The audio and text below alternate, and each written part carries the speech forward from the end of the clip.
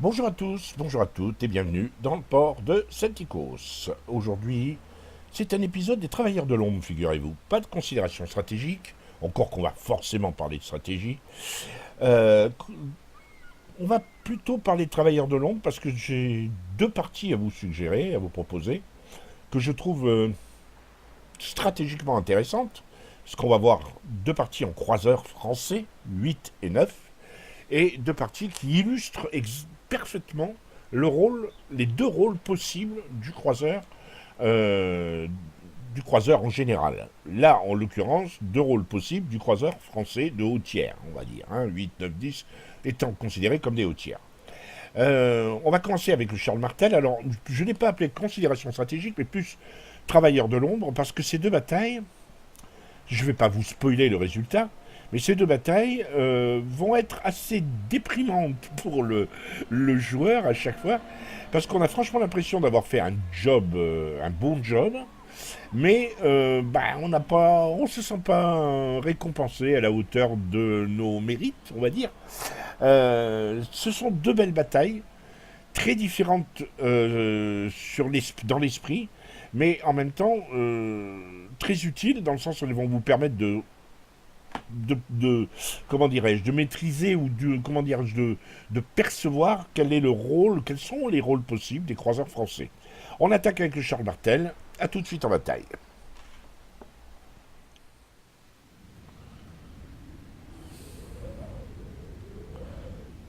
Et nous partons en bataille avec le Charles Martel de Polon, tout seul,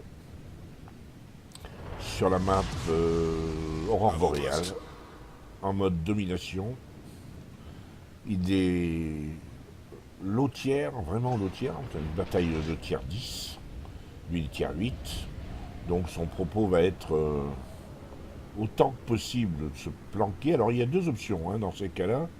Soit vous allez vous cacher derrière, à côté d'un cuirassé, en espérant que le cuirassé avancera un petit peu et ira au contact.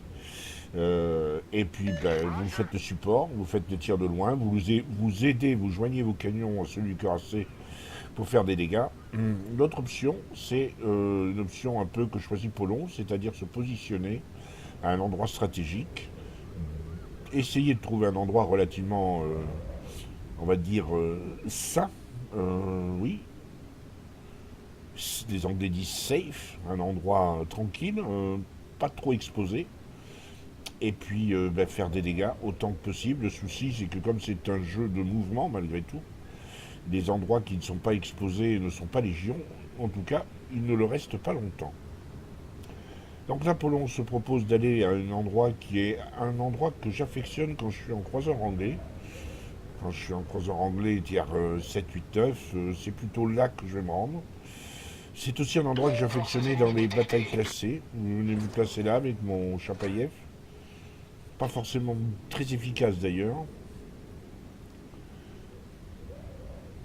M'arrivait de faire des bonnes batailles avec le Chapaïev en allant ici. Alors le propos, voilà, de Polon, vous voyez, c'est de repérer déjà dans un premier temps les adversaires. Là, il est à un endroit safe, comme on dit, mais il ne va pas l'être longtemps. Vous voyez, comme vous pouvez le constater, le Fletcher va pas tarder à le repérer. Toujours pas repéré, très bien.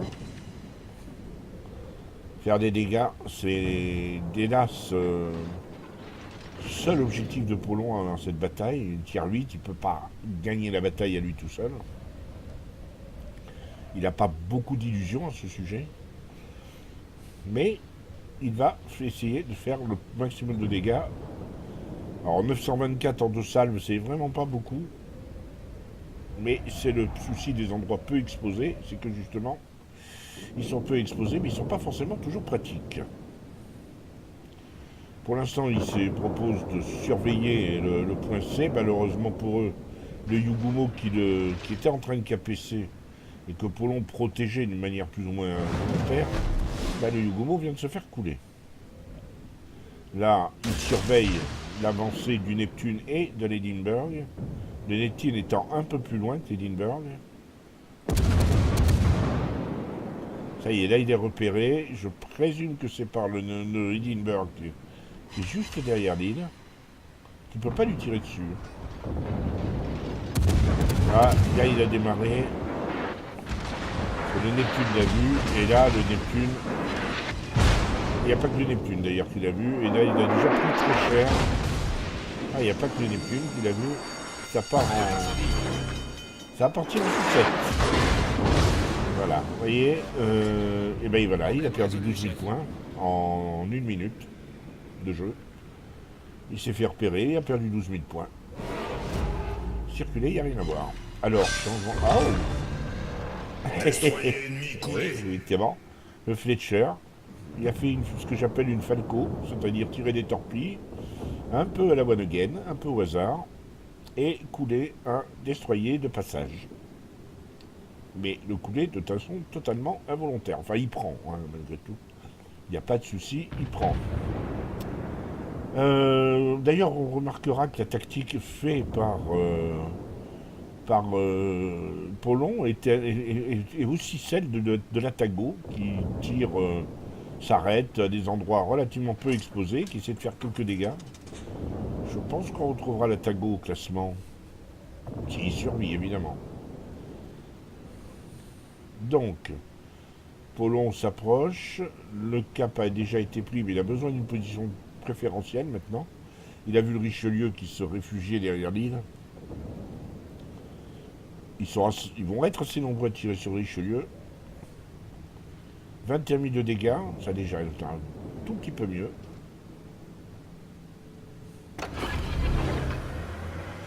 Là, il lance le boost.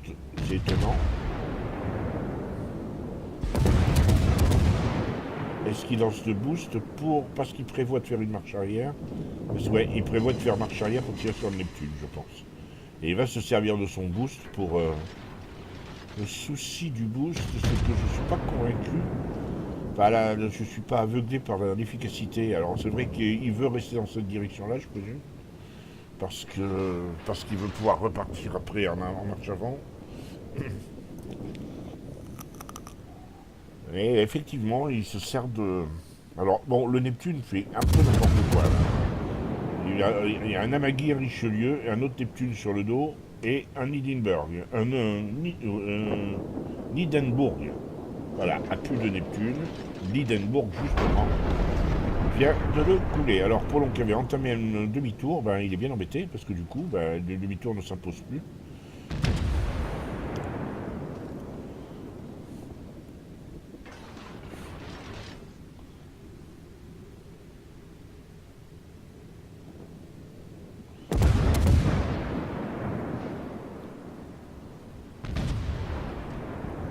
Et c'est vrai que l'intensité, pour l'instant, elle n'est pas vraiment là. Mais...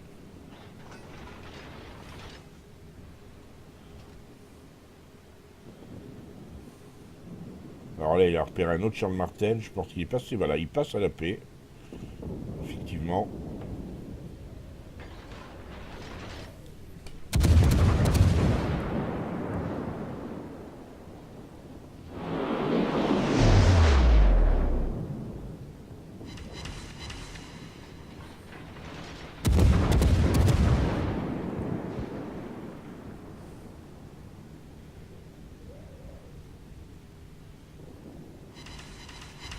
Ouais, il est pas mal, ouais, ça fait des dégâts.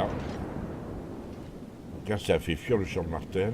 Le souci, c'est qu'il y a quand même pas mal de monde. À New Orleans, qui se monte broadside avec si peu de vie, c'est un crime de le laisser... de ne pas abréger ses souffrances.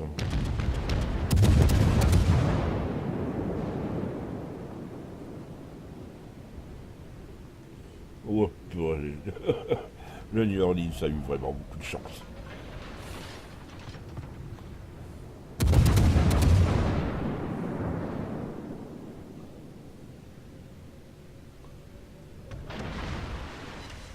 Et 490 points de vie, et fait 3 ricochets sur un New Orleans qui a 490 points de vie.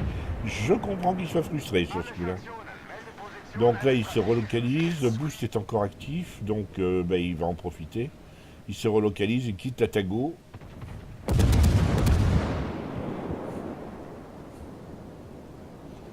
Il est important de jouer de cela quand on est croiseur, de se relocaliser autant que possible, d'arriver à se mêler à une masse et ensuite de pouvoir changer de cavalerie, comme je dis. Et puis voilà, et là il a trouvé une cible, c'est un coup classique quand on joue croiseur et qu'on veut durer, c'est de ne pas se focaliser toujours sur le même ennemi, et ensuite choisir quelqu'un qui est bien occupé, genre un cuirassé de haut tiers, comme le Montana, qui est quand même tiers 10, et qui pourrait les sortir en une salve. Mais voilà, le Montana ne s'en occupe pas, il est occupé par ailleurs avec un autre cuirassé. Et bah, c'est là qu'il va faire le plus gros de ses dégâts. Il a quasiment doublé ses dégâts depuis qu'il s'est relocalisé. Alors là, le Montana, bien sûr, va sortir assez rapidement.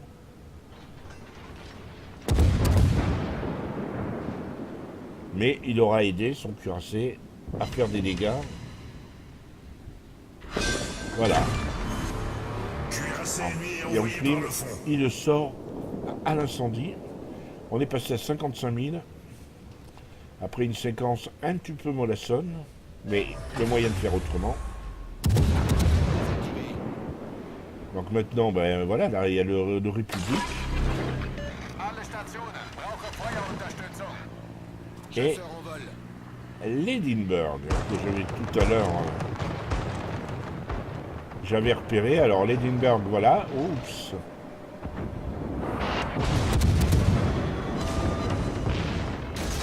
Donc là, on assiste à la manœuvre de deux croiseurs à torpille. Et là, on assiste aussi. Alors là, le Henri IV essaie de finir l'Algérie. Il prend très cher. Très très cher. Voilà, là, regardez bien le lancer de torpille. Il se fait pas du tout sur le témoin indiqué, mais il se fait effectivement parce que Apollon, voilà, avait anticipé. Voilà, terminé. Ça c'est une manœuvre de joueur de destroyer. Ne jamais tirer là où se trouve le témoin. Ne pas tirer sur le témoin d'indication, mais tirer à côté, là où vous pensez que l'ennemi va réagir, parce que forcément, un ennemi qui est arrivé au tiers 8 comme l'Edinburgh sait jouer un tout petit peu et sait manœuvrer ses croiseurs. Et il est encore vivant dans une bataille comme ça. Enfin, il était encore vivant dans une bataille comme ça signifie qu'il sait manœuvrer, qu'il sait se planquer. Donc là, il a beaucoup de chance, il est plus spoté, mais son gouvernail est cassé, donc il est obligé de tourner un tout petit peu. Voilà, il a réparé. Il récupère ses torpilles, mais bon, ça n'a pas de... Il y a peu de chance, effectivement, que le Henri IV fasse un tout droit ou vienne se jeter dedans. Là, il tire juste au moment où Charles Martel ne le voit plus. Il va pouvoir faire effectivement quelques dégâts. Ça aussi, essayez d'y penser. Trouvez-vous des endroits où effectivement l'ennemi ne peut pas vous repérer. Alors là, ça y est, il est repéré, manque de peau, c'est par le Henri IV qui vient de sortir de derrière l'île. Alors il accélère pour et il lance ses torpilles en direction de Henri IV. Boum. Et de nouveau le gouvernail de cassé. Et là, il a un incendie. Et là, il répare les deux. Voilà, il reste 1000 points de vie. Chaud bouillant, cette affaire. Mais il est à 85 000 de dégâts. Pour une partie qui avait commencé de manière un petit peu attentiste. Vous voyez qu'il y a eu, ça a bien accéléré d'un coup. Là, il regarde un petit peu ce que vont donner ses torpilles. La bataille est pratiquement pliée, hein, mais il ne reste plus que deux navires, le Henri IV et le Bismarck. Et il y a peu de chances que le Henri IV, en voulant éviter les torpilles du Kagero, je suppose. Ouais, probablement. Du Kagero ou de l'Atago. L'Atago peut-être, c'est l'Atago de l'angle. L'Atago qui est encore vivant. Vous avez dit qu'on le reverrait celui-là. Rien qu'à le voir jouer. Là, malheureusement, non, le Kagero a raté ses torpilles sur le Henri IV. Donc il va joindre ses canons à celui d'Atago. Il essaie de sortir, le Henri IV essaie de sortir le Kagero.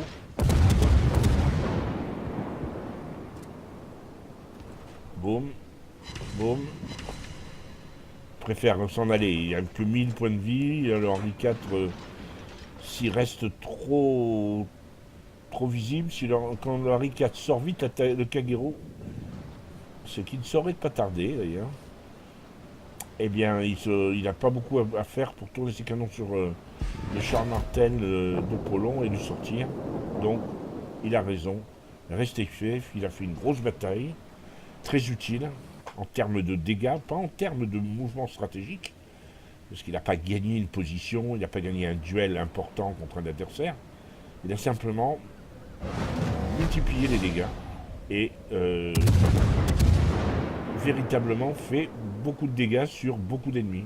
C'est juste, voilà. Et en gros,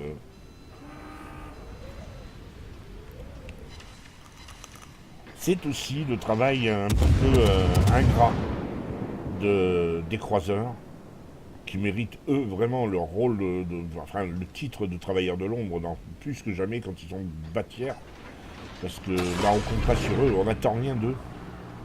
Et à partir du moment où ils font leur boulot, c'est primé d'abord, donc c'est intéressant. Et ensuite c'est très très apprécié parce que c'est très utile.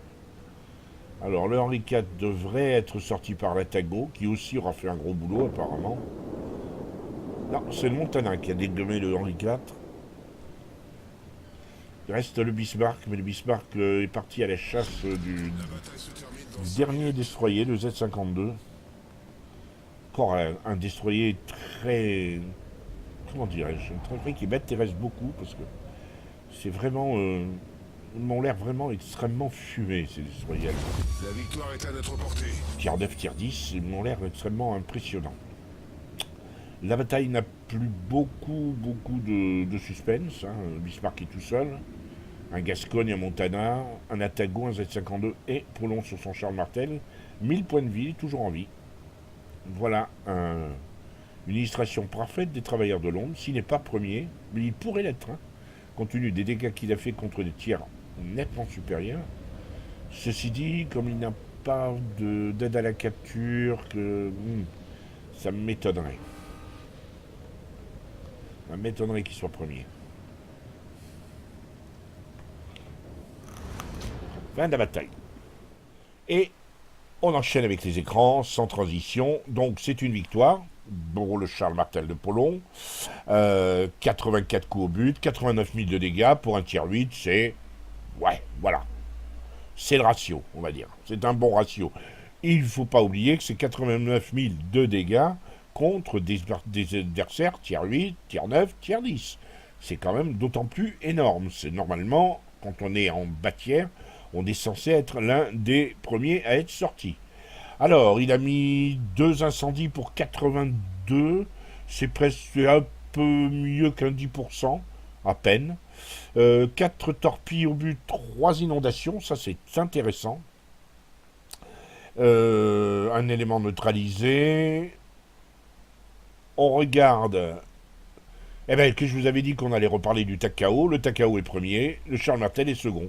Et malgré le nombre de dégâts qu'il a fait, il est très nettement derrière le Takao, qui a dû faire un travail de malade avec 2 kills.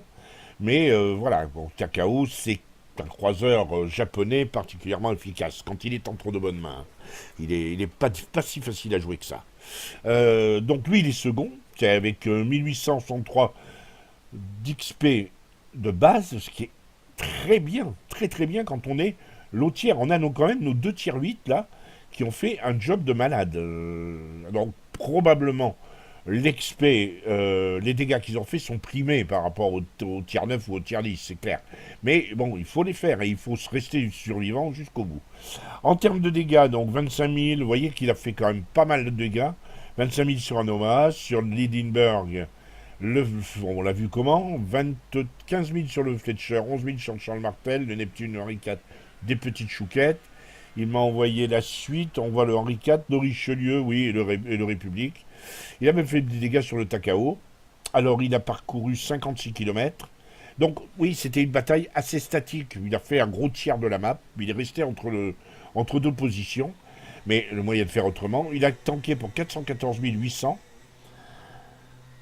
Il a switché pratiquement du 50-50, hein, 40 obus explosifs, 42 obus perforants, pour des dégâts très similaires, 15 000 d'un côté, 17 000 de l'autre.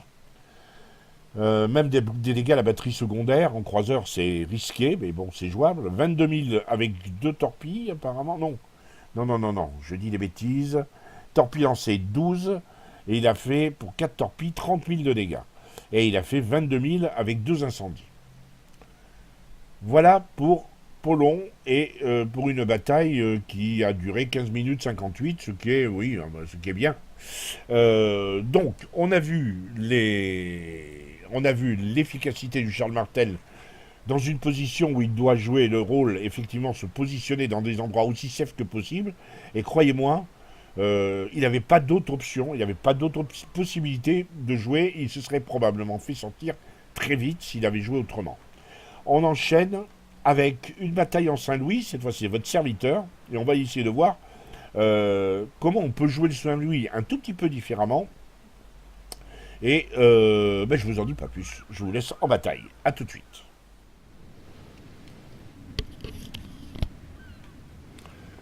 Seconde bataille de ces travailleurs de l'ombre. Alors, on présente le théâtre des opérations. C'est le chemin du guerrier, de mémoire. La voie du guerrier. Nous sommes en mode domination. Je suis en Saint-Louis, mon croiseur de tiers 9. Et je suis en peloton avec deux cuirassés de tiers 9, le Missouri de Mori et le Musashi de Starcade. Dans un premier temps, je réagis comme à chaque fois quand je suis en croiseur et que je trouve qu'il y a vraiment beaucoup de cuirassés en face. C'est-à-dire que je m'éloigne très vite du centre de la bataille. Je me demande bien pourquoi on m'a mis là d'ailleurs. Et je me précipite vers un des cuirassés avec lequel j'ai l'intention de faire équipe.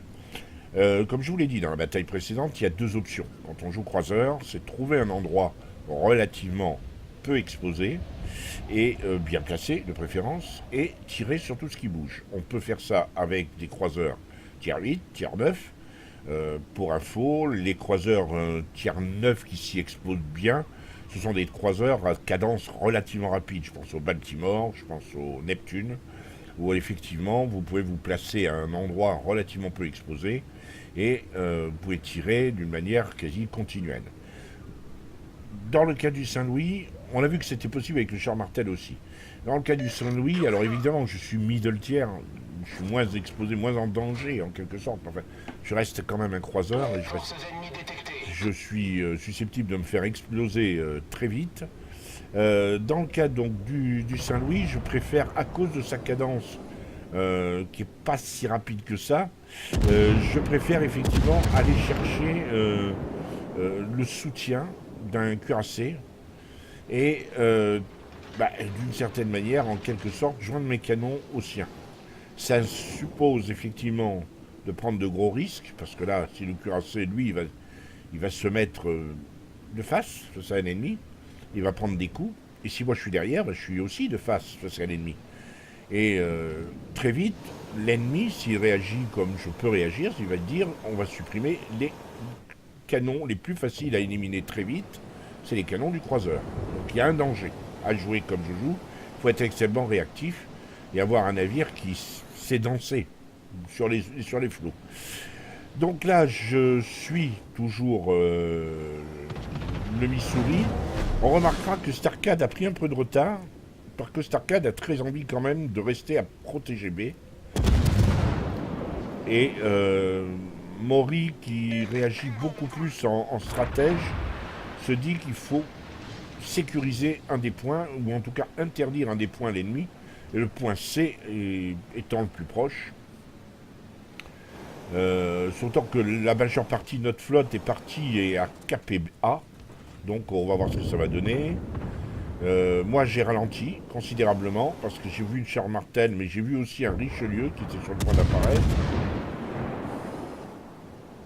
Donc je reste derrière Mori, qui lui, vous le voyez, évite. Parce que je lui dis, le Yugumo est en train de te chercher, il est en train de traverser la passe. Ok, je l'ai vu. Et effectivement, le Yugumo menace de balancer tout ce qu'il sait comme torte sur Mori. Donc moi, je me mets en chasse du Yugumo. Il faut là que j'évite les tirs. Alors là, il y a quelqu'un qui m'a tiré dessus, mais enfin bon, il y a du Bunsei. Le Richelieu qui apparaît. Oups. Là, j'ai mis un incendie sur le champ de martel. Et il faut, bah voyez, hein, comme je vous l'ai dit, il faut éviter, autant que faire qu'on peut, de faire du tout droit trop longtemps. Il faut être vraiment inattendu en termes de course. Le Yugumo qui attend toujours pour tirer ses torpilles, qui se lasse et qui s'en va. Tant mieux. Et puis Butch, il y en a un qui me tire dessus. Je sais pas si c'est pas le Moskva. Alors moi aussi, Et maintenant il y a un Hyper.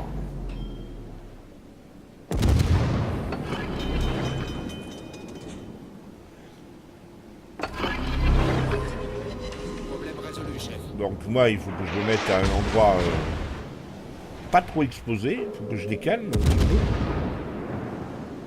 Donc le meilleur moyen de les calmer, c'est de plus se faire voir. Je pense à autre chose. En même temps, si je les agace en leur tirant dessus, hein, pas que je me plaigne. Mais bon. Donc le Hyper, il faut le faire partir. Et le Hyper peut faire très mal. J'ai joué une partie juste avant avec mon Saint-Louis.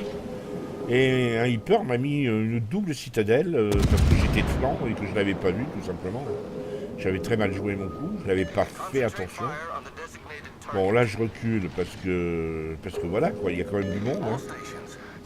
Lyon, il y a un Richelieu qui est planqué. Et là Maury se propose de passer effectivement devant pour tanker, parce que moi je peux pas aller, je suis blessé, c'est pas possible. C'est pas à moi d'y aller. Donc Maury y va, c'est son job. Alors de toute façon, le Musashi de Starcade, on prend des nouvelles. Le Musashi va bien. Et je ne ferai pas de jeu de mots pourri sur Musashi. Donc Maury prend l'information en évitant d'être, comme vous le voyez, d'être de flanc.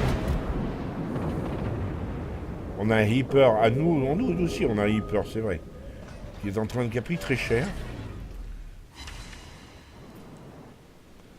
Un lion qui peut faire très mal. Alors là je me dis qu'il y a peut-être qu'un petit coup de torpille.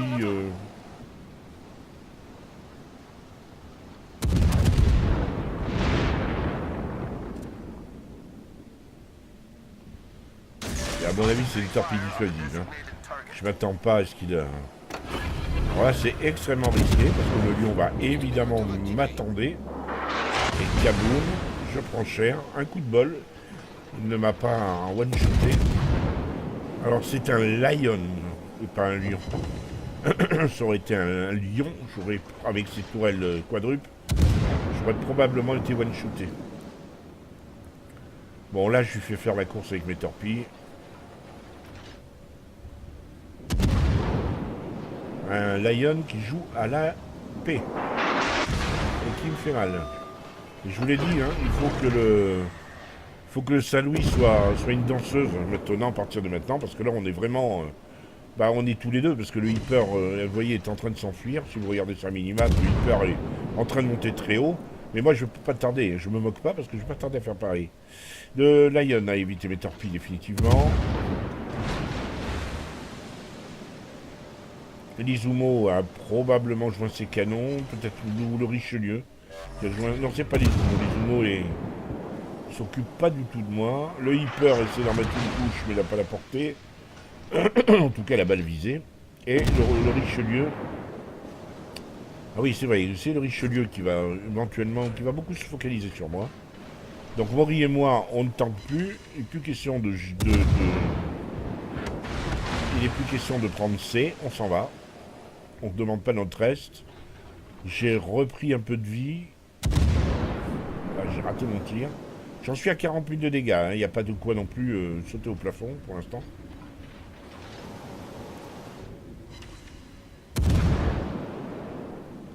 Sarkad avec son Musashi est devenu expert des combats rapprochés. Parce qu'il a sorti un Yugumo au secondaire. Là, je me suis fait casser le gouvernail. Et là, ça a boussé, fort heureusement.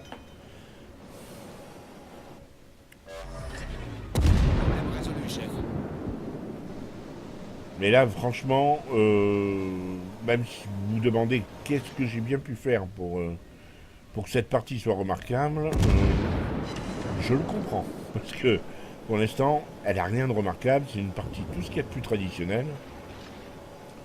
En termes de dégâts, il ne se passe pas grand-chose. 46 000 de dégâts après 10 minutes de jeu. 50% de la partie. Le Starcade s'est fait sortir par le Mosva. Et puis là, je me rappelle que très précisément à ce moment-là, il disait « Ah mais vous étiez là, vous n'étiez pas avec moi. » Non, on était en train de contester C. Je pense que c'était une façon polie de sa part de dire « J'aurais bien aimé un coup de main, les gars. » Ah oui, mais nous on était occupés ailleurs. Chef. Donc je reviens au contact, parce que j'ai vu que l'Izumo, le Lion et le Richelieu n'avaient pas poussé, et que je vois que Mori s'est remis de face, taillé tout au fond aussi loin qu'il a pu, pour ne plus être repéré et pouvoir tourner tranquillement, sans prendre des citadelles, des coups de flanc. Donc je reviens, aider Mori. Je l'ai dit, il faut... À la différence d'un Polon qu'on a vu dans la bataille précédente, je joue mon croiseur là, très en mouvement. C'est très risqué, beaucoup plus risqué que ce que fait Polon dans le sens peut-être plus inconscient. Le Polon a un sens de placement qui est peut-être bien meilleur que le mien d'ailleurs. Donc un incendie sur la Iowa, pendant qu'il brûle, on va passer à quelqu'un d'autre. Ben non, il brûle pas, il s'est arrêté, il a arrêté son incendie.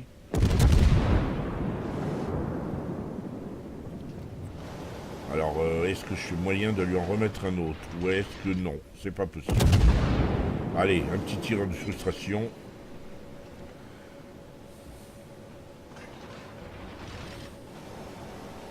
Là, vous inquiétez pas, je suis au soutien autant que possible de Mori.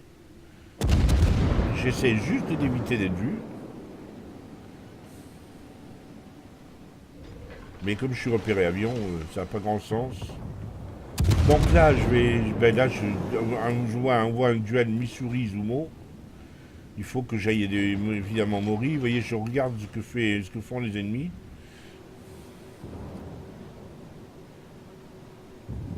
Est-ce que je vais me lancer une torpille sur l'Izumo?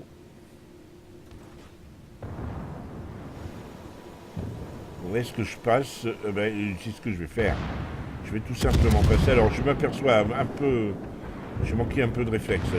J'ai pas pu tout de suite que l'Izumo reculait. L'Izumo qui n'a pas envie du tout d'affronter un Missouri de face. Donc bon... Et là je me prends le secondaire. Mais bon, comme j'ai mis un incendie à l'Izumo, ça devrait brûler un petit peu. Non, il a éteint tout de suite. Donc on va essayer de lui en remettre un. C'est pas grave.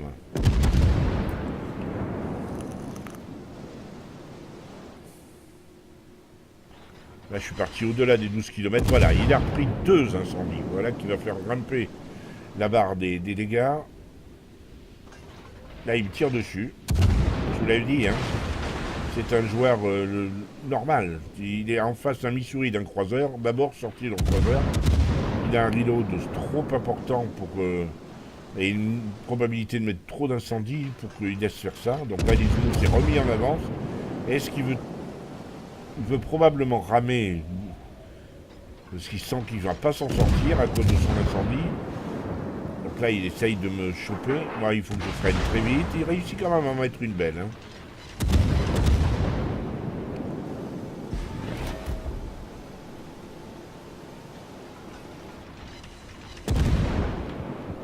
Et le problème, c'est que le Rhône, le Richelieu arrive et que là, le pauvre Missouri va avoir fort à faire avec tout. Et le Hyper. Toute la flotte ennemie se pointe. Moi, j'essaie autant que possible de tirer sur l'Izumo pour lui réduire sa vie le plus vite possible, parce que bon, il a beau brûler. J'essaye autant que possible d'aider mon Missouri, mais ils sont tellement focus sur lui que le malheureux, il fait pas gaffe, il se bitch, et là, il va pas s'en tirer. Là, je suis revenu apporter du...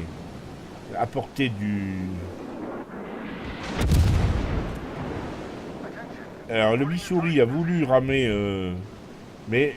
Le Missouri, le Mizumo a voulu ramer le Missouri, et il s'est fait tuer juste avant, et maintenant le Richelieu a sorti le Missouri. Le résultat de la division, je suis tout seul. Et maintenant, il va falloir que je danse. Parce que là, le Richelieu, il a bien l'intention de me sortir après avoir sorti le Missouri. Donc évidemment, je vais prendre un peu de dégâts, clairement.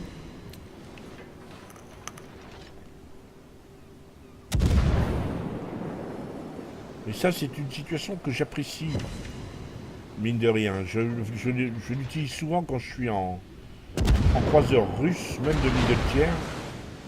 C'est une situation qui m'amuse beaucoup. Alors là, je viens de me faire casser la tourelle. Je ne marche plus qu'avec 2 tourelles. Voilà, le Richelieu a pris une torpille.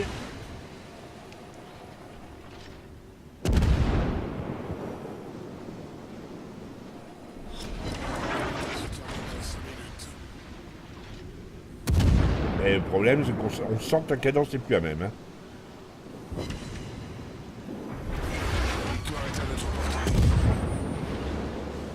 Mais quand on est dans un angle comme ça, je le sais d'expérience, parce que ça m'arrive parfois de poursuivre des navires qui sont dans ma situation actuelle.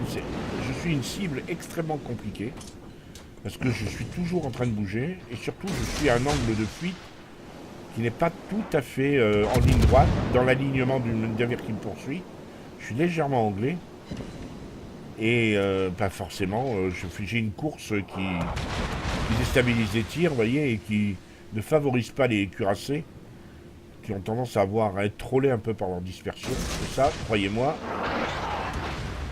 Alors bien sûr, il me touche, hein, comme vous le constatez, mais il reste 50 secondes avant de récupérer ma vie. Et là, le Richelieu va s'en prendre une autre de torpille. Bon. Voilà, il s'en prend une autre. Un petit 6 000 de plus. Et là, par contre, ça l'énerve bien. Donc, j'éteins mon double incendie. Encore 30 secondes pour avoir un peu ma vie. Il continue de brûler. Ouais. Non, c'est son inondation. Alors bon, je mettrais bien un feu de plus, ça lui ferait faire les pieds, mais bon. Voilà, je suis devenu catastrophe naturelle. Et là, par contre, je vais avoir beaucoup de mal à m'en tirer. Et il faut que je fasse le riolo de ma vie.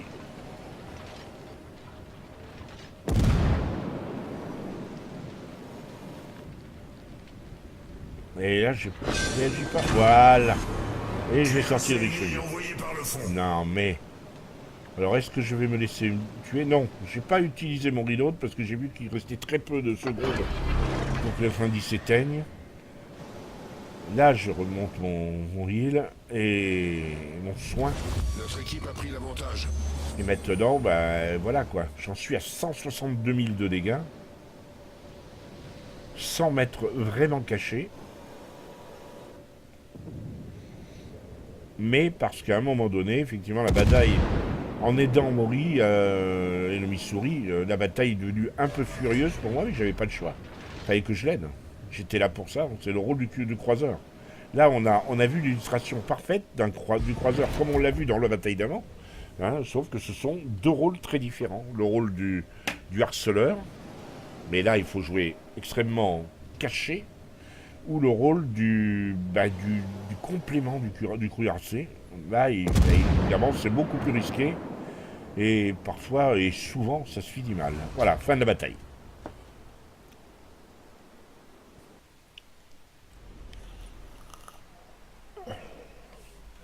De retour après cette bataille de furieux avec mon Saint-Louis, un navire que j'apprécie vraiment beaucoup.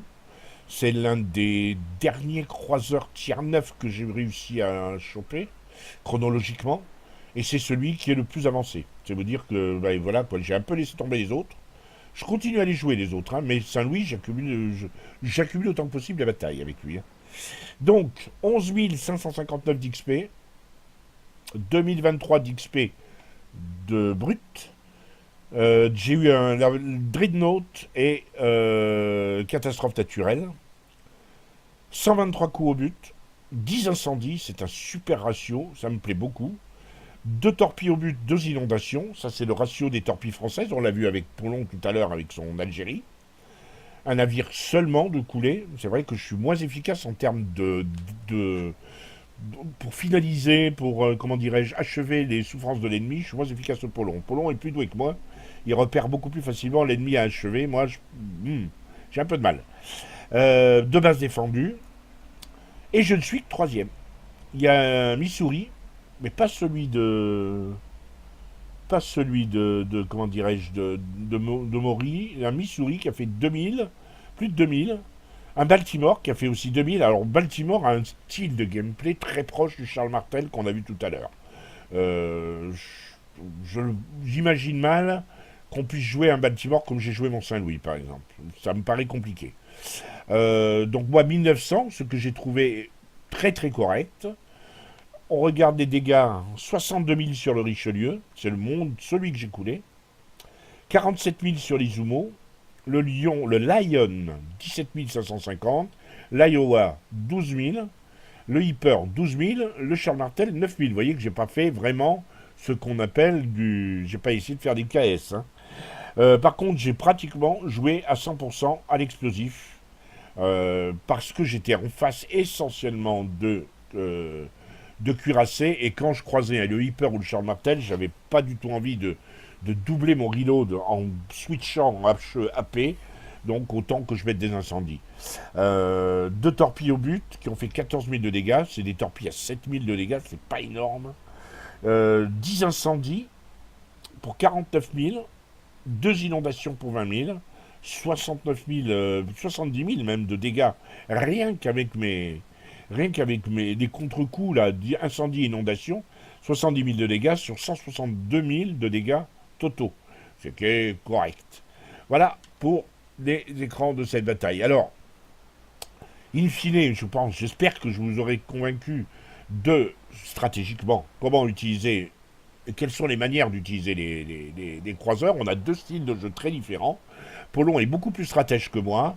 Moi, je suis peut-être un petit peu marqué par ma façon de jouer avec les croiseurs japonais.